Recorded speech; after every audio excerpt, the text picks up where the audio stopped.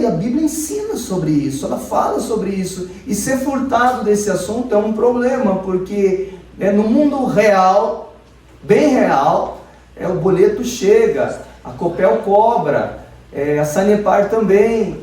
Tudo tem demanda, tudo tem custo, então não dá. A gente precisa lidar com esse assunto e não achar que ele é um assunto que não cabe à espiritualidade. Não pode ser demais, tudo é bênção, tudo se torna dinheiro, faça o sacrifício, Deus abençoe. Nem tudo é isso, mas peraí, se é um assunto tão crucial para a vida, se é um assunto, você precisa do recurso para comprar sua blusinha, pagar o seu transporte para você chegar até aqui, se alimentar, viabilizar a sua vida, por que não tocar? Peraí, Deus tem interesse nesse assunto, então vamos entender exatamente. Eu quero ler esse texto com vocês e pedir que Deus nos ofereça os princípios que, obrigado, Deus abençoe, os princípios que a palavra nos oferece nessa carta sobre esse assunto.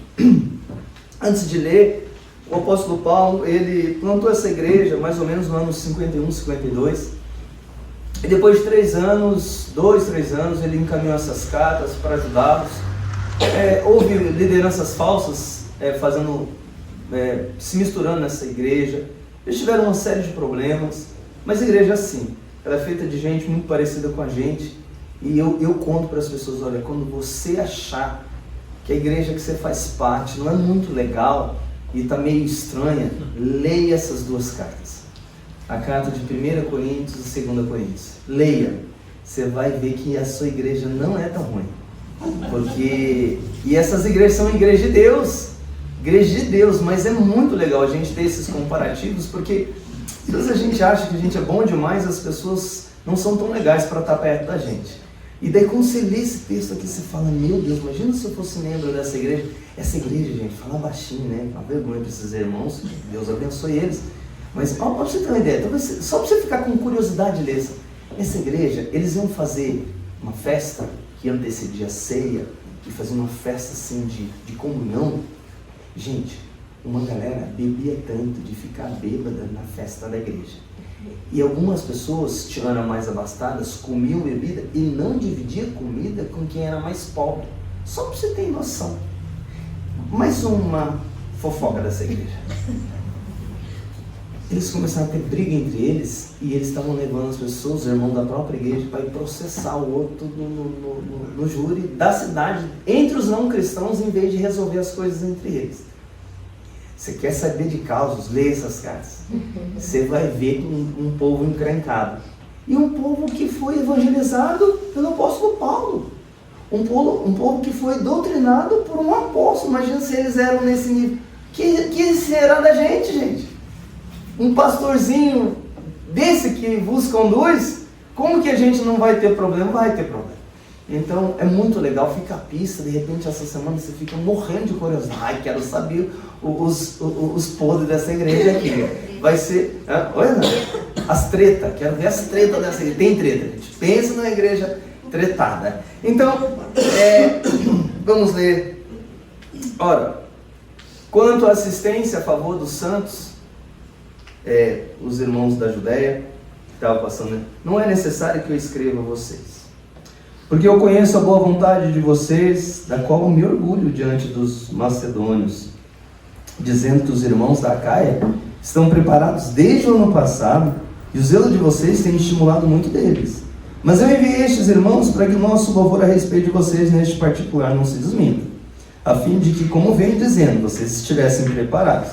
Do contrário, se alguns macedônios forem comigo e descobrirem que vocês não estão preparados, isso será uma vergonha para nós, para não dizer que será para vocês também, por toda essa confiança que tivemos em vocês. Portanto, eu julguei necessário recomendar aos irmãos que me precedessem na visita a vocês e preparassem de antemão a oferta que vocês prometeram, para que esteja pronta como expressão de generosidade e não de avareza. E isto afirmo: aquele que semeia pouco também colherá pouco, e o que semeia com fartura também colherá com fartura. Cada um contribua segundo tiver proposto no coração, não com tristeza ou por necessidade, porque Deus ama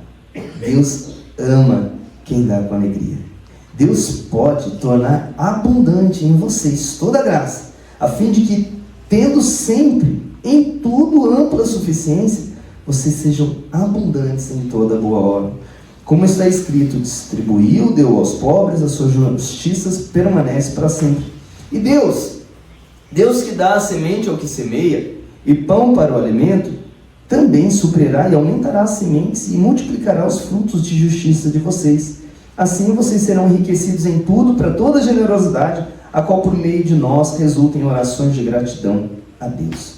Porque o serviço desta assistência não só supre a necessidade dos santos, mas também transborda em muitas orações e gratidão a Deus. Na prova deste serviço, eles glorificam a Deus pela obediência da confissão que vocês fazem do Evangelho de Cristo e pela generosidade com que vocês contribuem para eles e para todos, enquanto eles oram por vocês com grande afeto por causa da extraordinária graça de Deus que foi dada a vocês. Graças a Deus pelo seu dom indescritível. Ó Senhor, nós estamos diante da Tua Palavra, conversando ao longo desse mês, expondo a Tua Palavra e pedindo que o Senhor nos dê alegria de celebrar, desfrutar, viver o dom da generosidade. Senhor, uma vez mais, fala com a gente, pois precisamos demais da Sua bendita e boa Palavra, Senhor. É o Senhor que é poderoso para amolecer nossos corações, mostrar a grande generosidade de Cristo e nos persuadir, Senhor, com força, a viver nada diferente do que Ele espera de nós. Oramos assim em nome de Jesus. Amém. Amém.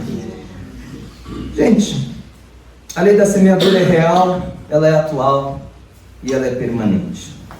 É muito bacana que o apóstolo Paulo, ele começa esse texto e ele oferece algo bem legal para a gente. Ele manda essa carta, capítulo 8, ele já fala que tem uma comitiva, tem um pessoal organizado para ir lá. E ele fala algo sobre eles, sobre os coríntios, porque conheço a boa vontade de vocês, e da qual me orgulho diante dos macedônios. Ele estava na região hoje conhecida como a região da Grécia, e ele sabia que esse pessoal ali tinha boa vontade para com a obra de Deus. E é muito legal isso aqui, porque em primeiro momento eu me choco, porque as Escrituras ensinam que a gente não deve ser exibidores dos nossos feitos. Não deve ser pessoa que faz as coisas, tira foto com as boas ações, assim, olha, eu vou colocar uma oferta aqui, vou tirar uma foto, ofertando para a obra de Deus. Não dá para você fazer isso, não é legal.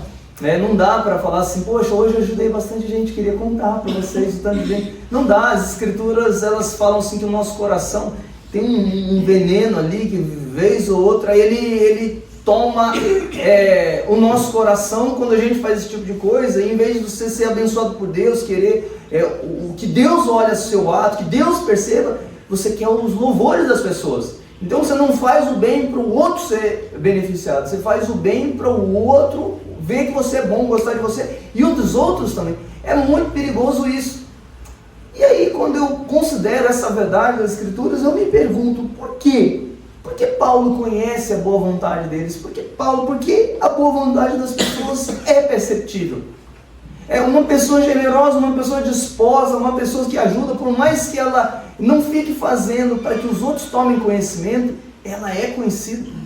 Ela é conhecida, você conhece os mesquinhos da sua família.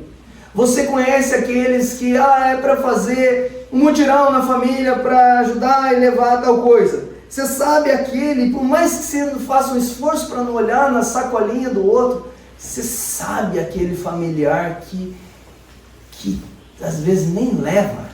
E uma coisa é não levar porque não tem, porque está em dificuldade, mas vez por outra, em algumas famílias, talvez na sua não, aquela pessoa que às vezes aparentemente mais tem, curiosamente é a que menos leva.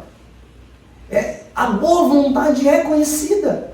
Você não precisa ser, olha como eu sou bonzinho, olha como eu sou legal, mas as pessoas que convivem com você sabe, o bom nome aparece.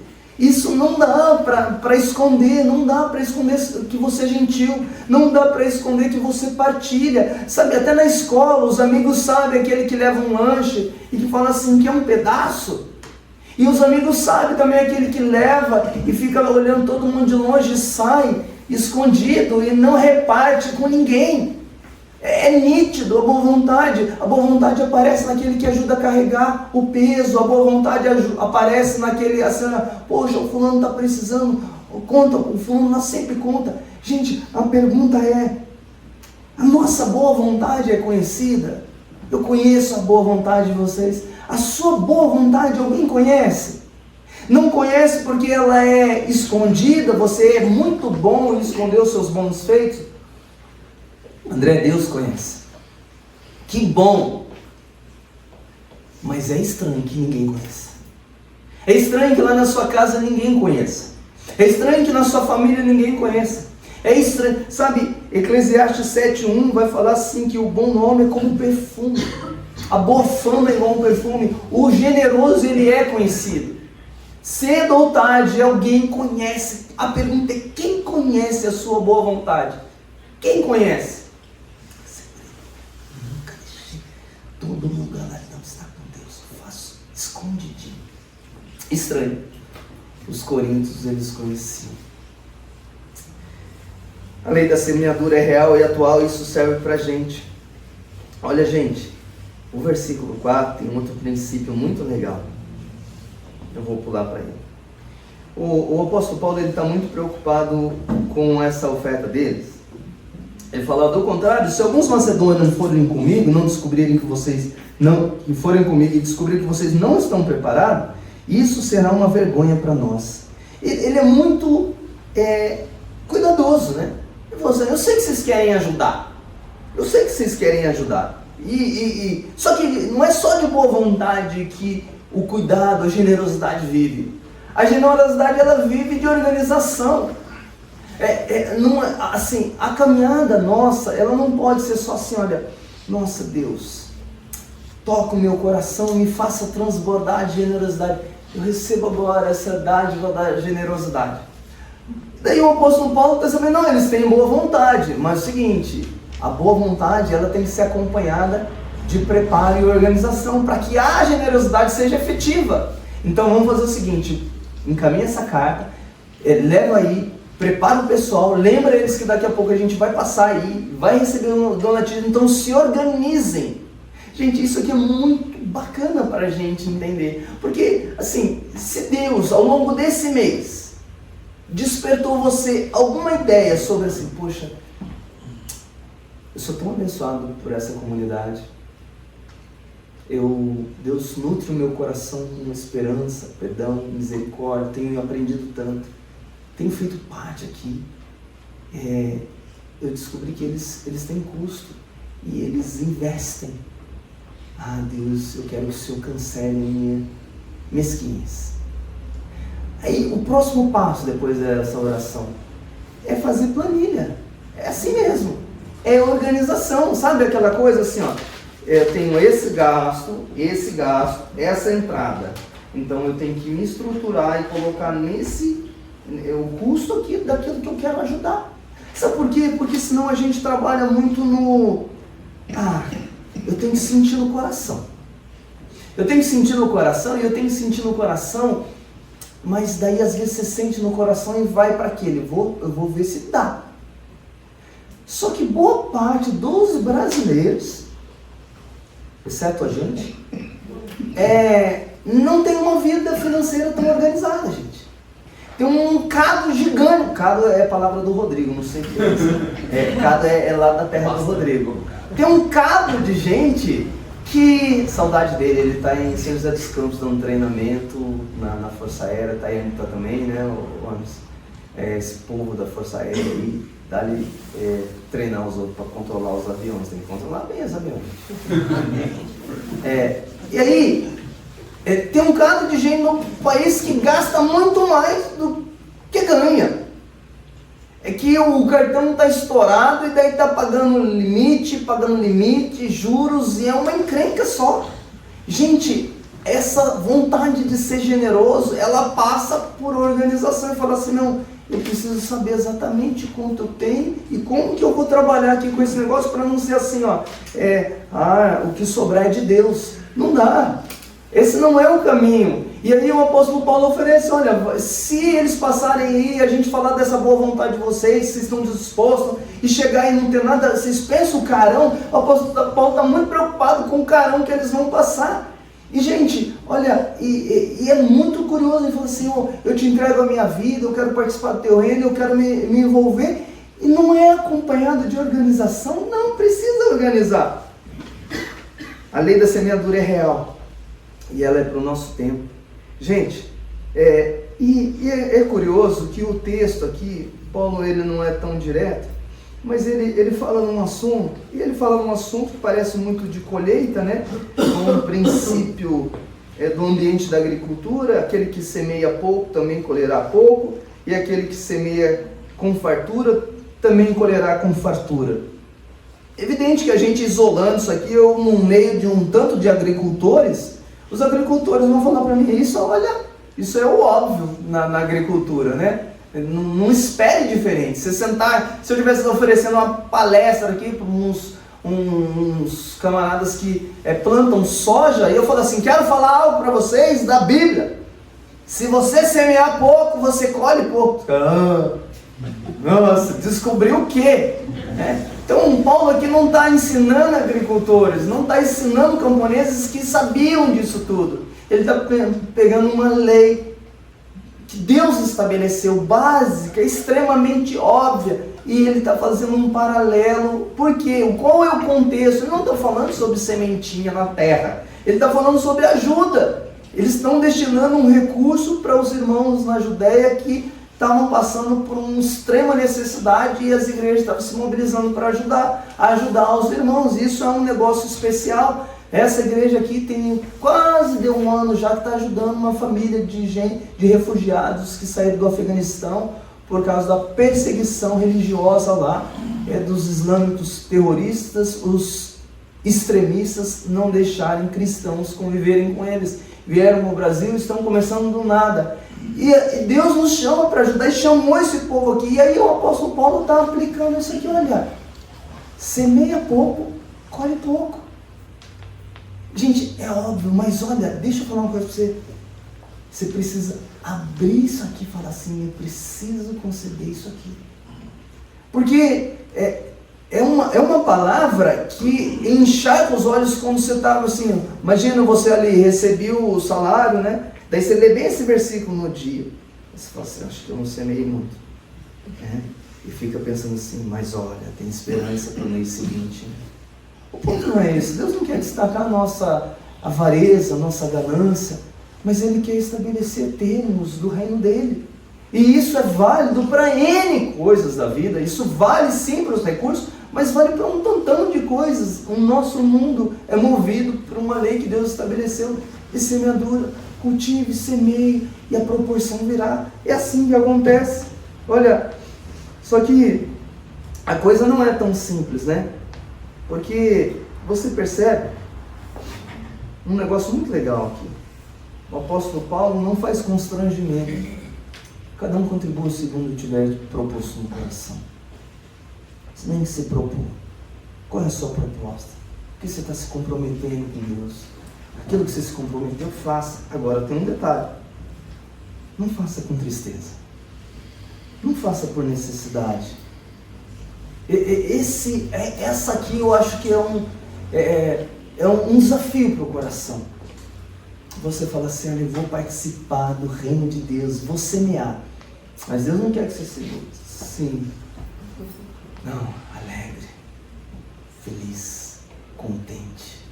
Olha que espetáculo. Isso tem que envolver oração. Porque o nosso coração não lida bem com esse negócio aí. Não lida bem. Então, e Deus quer isso, quer a generosidade. O poder da generosidade é fazer essas coisas com alegria. Eu acho que eu contei para vocês, eu não sei se foi em maio, que eu fui convidado, e o pastor Ailton, pastor que plantou a igreja de Paranaguá, parceirão nosso, amigo, irmãozão, a gente foi convidado para participar de uma celebração dos 20 anos da Igreja Presbiteriana Chácara Primavera. Uma igreja abençoadíssima. E aí a gente topou, né? porque algumas coisas assim estavam muito legais. Eles iam pagar o nosso hotel e aí a gente ia ter que pagar a alimentação lá e o transporte, né? Falei, vamos lá comemorar, poxa, os caras vão dar um hotel pra gente em Campinas. Não sei se foi 2 dias, se foi 3 dias, não lembro. Vamos. Só que o Ailton, plantador de igreja, ligeiro, num sufoco, ele falou, mandou um e-mail lá se o pessoal não ajudava um pouquinho com o transporte, porque a gente sairia de longe, né? Campinas e tal. E mandaram mais uma oferta de R$500 pra gente ajudar no combustível e no pedágio. E aí você fala assim, fizeram isso só pra vocês dois? Que vocês têm que ser? Não fizeram pra gente. Eles fizeram umas 80, não, acho que foi mais de 80, nem lembro quanta gente tinha lá. Fizeram pra muita gente. Aí você pergunta assim, e da onde eles tiraram tanto dinheiro? Gente, uma fala muito especial, na hora que você estava lá, você fala assim, o que vocês foram fazer? Fui das partes. Você imagina, eles decidiram comemorar o aniversário e eles pagaram para todos os parceiros para vir cantar o aniversário com eles e comer o bolo e fazer a festa. Pagaram para os visitantes, para os convidados. Em vez da gente levar presente, eles deram presente para a gente. Aí eu falei assim, meu Deus do céu. E aí uma das falas do pastor lá durante o momento, olha gente, a gente está muito feliz que vocês estão aqui, celebrando os 20 anos que a gente está fazendo. A Igreja Chácara Primavera já teve a alegria de participar de, acho que mais de 80 projetos de plantação de igreja nesses 20 anos, entregando muito dinheiro para ajudar, inclusive eles nos ajudaram nesse projeto Paranaguá, e ele falou assim, nós temos vivido da parte de Deus o poder da generosidade. E eu vi isso na prática, e isso não para. Essa semana algumas das lideranças, alguns irmãos aqui da igreja vão estar numa conferência que um dos responsáveis principais pela conferência é o pastor dessa igreja. Essa igreja por muito tempo apoiou essa conferência que a gente vai estar essa semana em São Paulo. Gente, eles doam e doam com alegria. Daí a gente fica perguntando assim, quais as grandes transformações que o Evangelho vai fazer na gente? É isso. Sabe, um termômetro muito legal do quanto Deus está atuando na sua vida, é o quanto a sua vida se estende para ajudar, se estende para abençoar, se estende para partilhar, e você fala assim, não quero, não veio só para mim, veio para mim, e para mim estender, a lei é real. E é interessante que no versículo 10, o apóstolo Paulo vai falar de uma promessa muito gostosa. E Deus, que dá semente ao que semeia e pão para o alimento, também suprirá e aumentará as sementes, multiplicará os frutos da justiça de vocês. Não é à toa que ele fala isso. Sabe por quê? Porque na nossa matemática, sabe qual é a nossa matemática? A nossa matemática é assim, eu tenho, e se eu entrego, eu vou ficar sem. Esse é o receio. Esse é o receio de todos nós, o drama de todos nós, seja entregar no reino de Deus, seja dizimar, seja ofertar, seja ajudar uma pessoa. Você fica ali. Eu tenho 10, entrego 5, fico só com 5. Como eu vou ficar feliz com isso? E outra, vai faltar. Não vai dar. A conta não vai fechar. E aí, o apóstolo Paulo falou, olha, Deus dá a semente ao que semeia e pão para o alimento, também suprirá e aumentará as sementes e multiplicará os frutos de justiça de vocês. Ele vai multiplicar. E aí, gente, isso aqui, olha, eu acho que esse é o grande mover da ação do Espírito, é você confiar no que Deus está dizendo. Porque se for olhar para a matemática, não vai funcionar. Você fala assim, não dá para. E por isso que muitos de nós fazem assim, fiz a conta, isso, quanto que sobrou? Sobrou isso, é isso. Não sobrou, não ajuda. Esses os termos. Agora, e aqui os mais maduros e os que foram moldados ao longo da caminhada vão entender o que eu estou falando. E serve para você que é novo na jornada. Gente de longa caminhada normalmente faz assim, vou começar a fazer orçamento. Já coloca na conta, isso aqui é meu dízimo, isso aqui é minha oferta, isso aqui é meu recurso na obra de Deus. E agora eu vou administrar o que ficou e viver como eu vou viver a vida. Por quê? Não, mas desse jeito? Você quer que a gente priorize a igreja, né? Aqui para você, André. Estou entendendo. Não. Isso aí é de gente que entendeu assim, ó, buscar primeiramente o reino de Deus e a sua justiça. Aleluia. Primeiramente. Amém. Aí fala assim, não, peraí. Eu tenho que estabelecer quem que é a prioridade. De onde vai vir. Então agora eu vou viver com aquilo ali. E vou entregar. É essa a dimensão. Mas da onde? Como eu posso confiar numa coisa dessa? É confiar no que Deus... Deus suprirá e aumentará as sementes e multiplicará os frutos da justiça de vocês. Vão conseguir ajudar mais. A lógica aqui, você não está recebendo para desfrutar. Você está recebendo para que sejam multiplicados os frutos de justiça. O que? Mais bondade sendo feita, mais ajuda sendo possibilitada, mais favor sendo encaminhado. É essa a ideia. Então, vou contar para vocês, olha, nós estamos doidos para aumentar essa igreja. E estamos orando por isso, e hoje foi feita a assembleia, comentei no início do culto.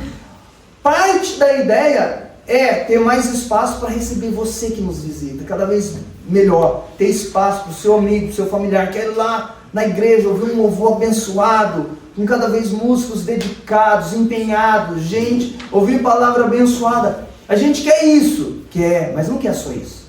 Por quê? Igreja maior, a gente vai ter mais arrecadação. Mais arrecadação, o que é, André? Você ganha por comissão? Não ganha por comissão. A diretoria da igreja, o conselho da igreja, vota anualmente o meu salário. Está feito o meu salário. Ok. E esses excedentes aí? É tudo para plantar a igreja. A gente quer ajudar o campo, a gente quer espalhar, a gente quer ajudar. Então vai aumentar o nosso potencial de ajudar. É isso, é receber mais. Essa é a riqueza do reino. Não é receber mais só para aumentar e deixar cada vez mais fofa a sua poltrona. Não é essa a ideia. Essa a sua poltrona já está fofa. Poxa, a fofa dos outros agora. A pessoa, a despensa já está cheia, a geladeira tem carne. Põe carne na geladeira do outro. Essa que é a ideia do reino, é a multiplicação disso. Olha, é muito curioso que o apóstolo Paulo, ele vai falar que o resultado dessa riqueza é a gente transbordar, para o bem. Ele vai falar no versículo assim, vocês serão enriquecidos em tudo para toda generosidade. Enriquecido para a generosidade. Eu acho que nas férias aí fiz um percurso em Senhor dos Anéis, depois os Hobbits, e fui vendo a série toda lá, e todos os filmezinhos e série que podia dessa turma, e me chamou muita atenção a relação do Sméagol com o anel. Lembra do Sméagol, do Senhor dos Anéis? Precioso. Ele chamava o anel de precioso. E à medida que ele se apegou ao anel, curiosamente, a relação dele com o anel e a relação do Frodo com o anel é uma relação diferente. O Sméagol pegou o anel para fazer bem só para si mesmo. Ele queria só para ele. O anel era dele. Agora o Frodo não. Ele sofreu parte do mal do anel. O anel fez muito mal para ele, pesou demais. Mas não destruiu ele como fez com o Sméagol. Porque tinha uma diferença muito grande. Era um anel poderoso, era o mesmo anel precioso. Era o mesmo precioso. O detalhe. Para um, a ideia era fazer o bem para todo mundo. Era multiplicar o bem. A missão do Frodo era destruir o anel para que toda a Terra-média fosse abençoada e o mal fosse destruído. O Sméagol não. O Sméagol tinha o precioso no seu dedo e ele queria só para ele. E sabe o que? Quando você quer o precioso só para você, você vai ser deformado, você vai ser destruído. Essa é uma das lições que eu tirei dessa série. Isso é muito real. Olha aqui, você vai ser enriquecido em tudo para quê? Para generosidade. Essa é a lógica, é fornecer um rio abençoado, transbordante, para que haja paisagem por onde esse rio passa. E não riqueza para si mesmo. E não viver em si mesmado. Gente, e por último, verso 12 e 13, eu quero... o Paulo destaca um negócio muito bacana que toda generosidade produz. Porque o serviço dessa assistência não só supre a necessidade dos santos, que é um negócio muito bacana, mas ele destaca, mas também transborda em muitas orações de gratidão a Deus. Na prova deste serviço, eles glorificam a Deus pela obediência da confissão que vocês fazem do Evangelho de Cristo e pela generosidade com que vocês contribuem para Ele e para todos. Gente, o que ele está entendendo? Olha, depois que vocês fizerem tudo isso, toda essa ajuda, eles vão encher-se de gratidão a Deus e vão dar glórias a Deus. Por quê? Porque o autor de tudo isso, de toda essa obra, de generosidade não são vocês, não sou eu, não é a nossa organização. Quem está fazendo tudo isso é Deus. Quem está mobilizando tudo isso é Deus. E eu tenho certeza, porque volta o capítulo 8 desse mesmo texto, vai ver que Paulo, ele dá algo que é a regra geral dessa doação. Verso 7 e 8, isso mesmo?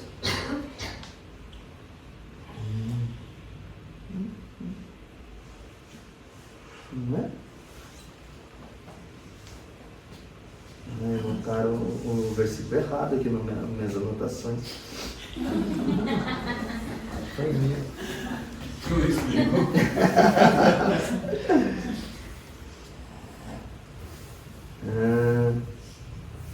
Aqui. Gente, olha só o versículo 9 que é para a gente encerrar. Pois vocês conhecem a graça do nosso Senhor Jesus Cristo, que sendo rico, se fez pobre por amor de vocês, para que por meio da pobreza dele, vocês se tornassem ricos. Paulo, no capítulo 8, ele já está trabalhando a doação e a organização. E depois ele vai para o capítulo 9 para trabalhar a mesma ideia. Gente, a gratidão toda e tudo que movia o coração deles na generosidade é a lembrança assim, quem é o mais generoso? Quem é que deu tudo para a gente? Quem é que entregou e se tornou assim, pobre e condenado e tinha toda a riqueza? Você fala assim, como assim, André, que o Senhor Jesus se fez pobre? Se fez pobre. Nasceu numa família pobre. Viveu uma vida muito humilde, viveu de doações das pessoas. E morreu humilhado, pobre, sem nada. Por quê? Para que fôssemos ricos com a grande riqueza que é o perdão do Senhor, com a grande riqueza que é o relacionamento com Deus, com a grande riqueza que é você saber que todo filho de Deus pode pedir ao Pai que está no céu pão, e Ele não vai deixar faltar pão, Ele não vai deixar faltar o que vestir, não vai deixar faltar onde morar, Ele supre as nossas necessidades, Ele nos enriquece para quê? Para que a gente tenha a lógica dEle. Meus irmãos, sabe, a gente passou esse mês conversando sobre isso, e desejando que pessoas, para além de nós, dê glória a Deus por essa comunidade.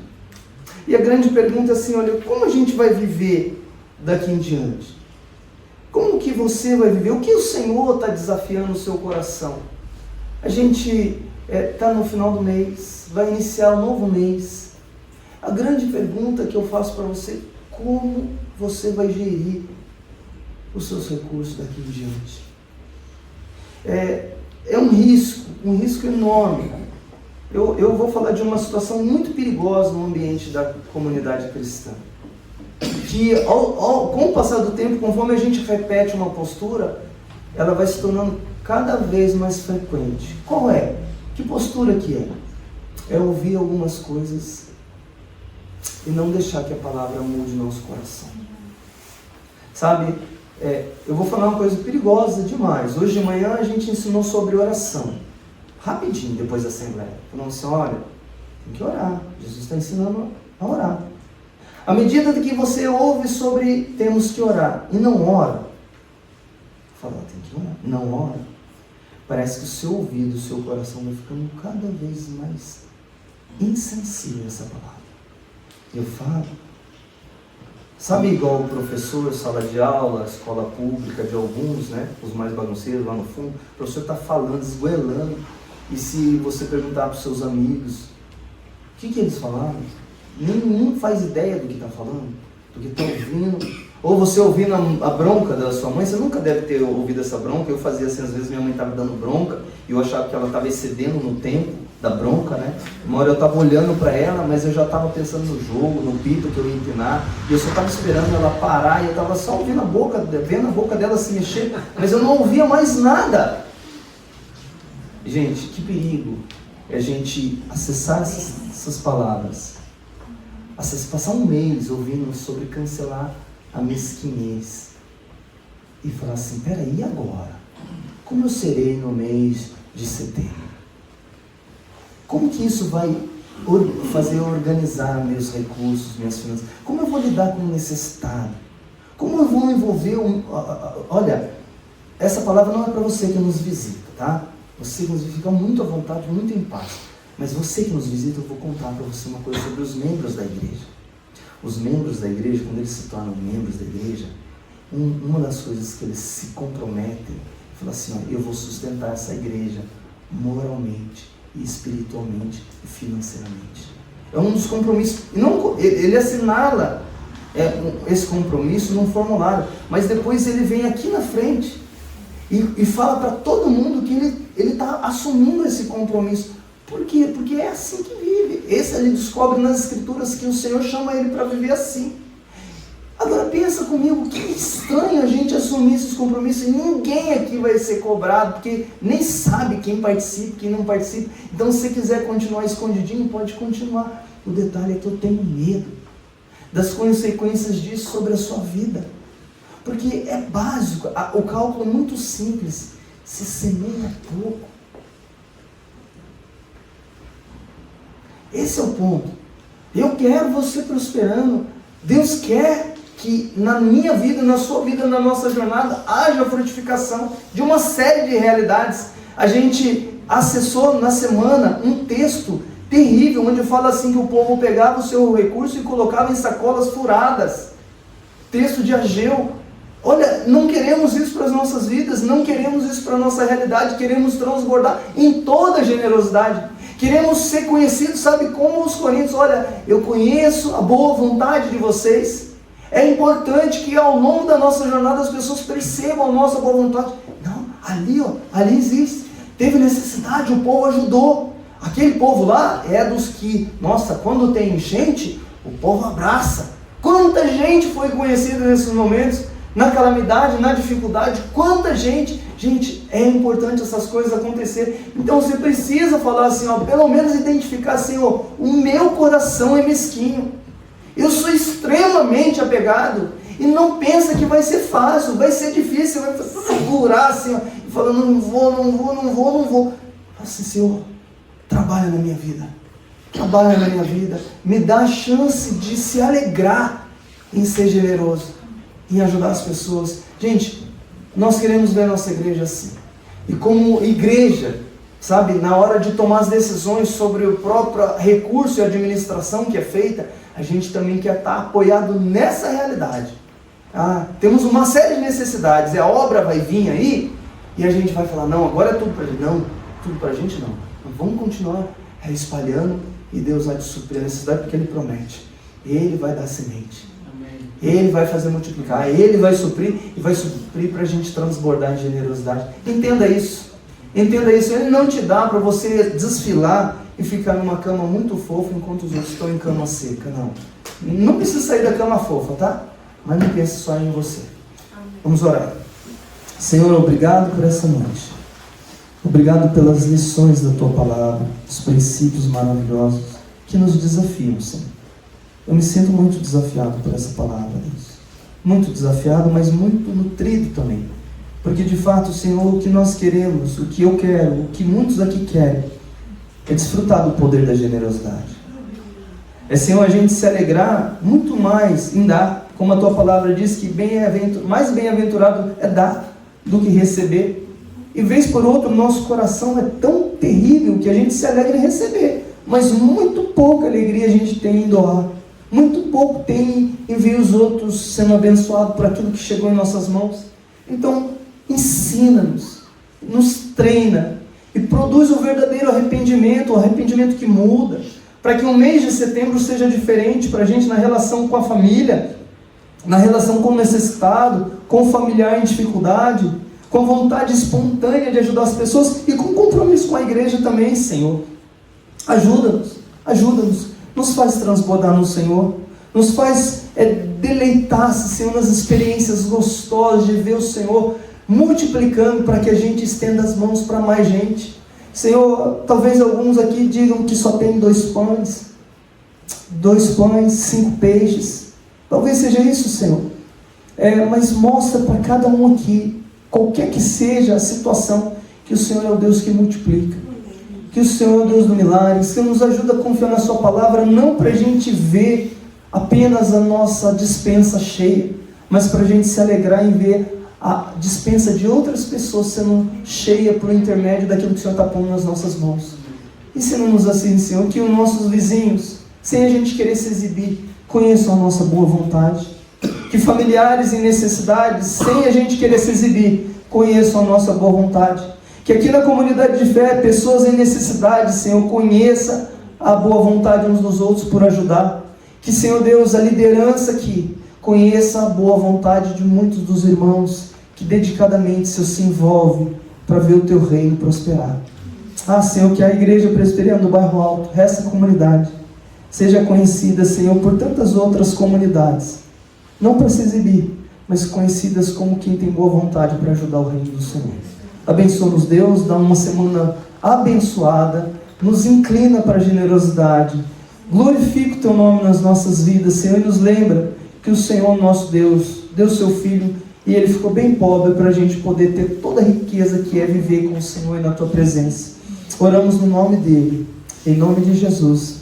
Amém. Amém. Quanto ao mais que o grande amor de Deus, a graça de Jesus e a doce presença do Santo Espírito seja sobre a sua vida hoje e sempre. Amém. Amém.